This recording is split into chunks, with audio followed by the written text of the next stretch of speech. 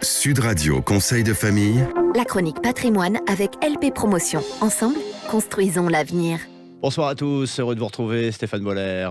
Bonsoir, bonne semaine. Et d'entamer effectivement une nouvelle semaine dans votre compagnie. Alors régulièrement, Stéphane, vous êtes interpellé par des clients qui vous interrogent sur une opportunité de placement qui vous fait réagir. Oui, une chronique pour attirer l'attention de nos auditeurs sur ce que j'appelle les arnaques du patrimoine. Une fois encore, la semaine passée, un client du cabinet m'interroge sur l'opportunité de placer de l'argent sur un placement qui lui est présenté comme sûr, pérenne, rentable et liquide. Évidemment, ces placements peuvent exister, mais il faut se méfier des propositions trop alléchantes.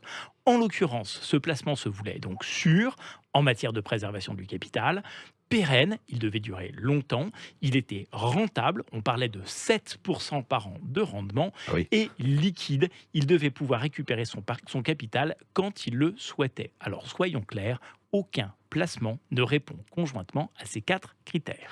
Pourriez-vous nous donner quand même quelques repères, Stéphane ? Alors, déjà, la notion même de garantie en capital est maintenant interdite. Même des contrats d'assurance vie en fonds euros ne peuvent plus se prévaloir de cette garantie. Donc, si on vous parle de garantie en capital, déjà, un point de suspicion. 2, tout placement comporte un risque, généralement proportionnel à son rendement. 7%, c'est très rentable, donc potentiellement très risqué. 3, liquide, ça veut dire qu'on peut en sortir rapidement et pour la totalité des fonds investis. C'est sûr que, vu sous cet angle, ceci dit, à quoi faut-il faire attention, Stéphane ? Alors, un premier conseil, l'essentiel est surtout de ne jamais faire un investissement dans quoi que ce soit que l'on ne comprenne pas. 2, toujours se méfier des offres trop alléchantes ou hors marché. Et ce conseil est valable tant pour un produit financier que pour un produit immobilier. Vendre un bien qui rapporte 10% par an, c'est une folie. Alors posez-vous la question. Pourquoi vendre ? Vérifiez plusieurs fois s'il n'est pas insalubre, promis à la démolition, s'il ne faut pas refaire la toiture, que les locataires payent réellement leur loyer, etc.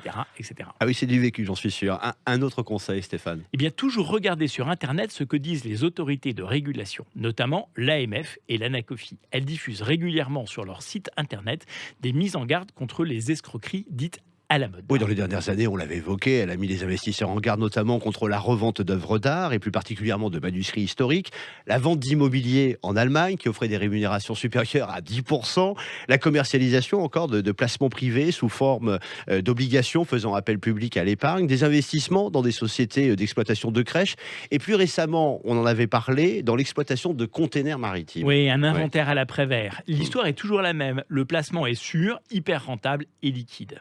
Internet est souvent un bon moyen de jauger un investissement. Si on n'en parle pas, c'est suspect.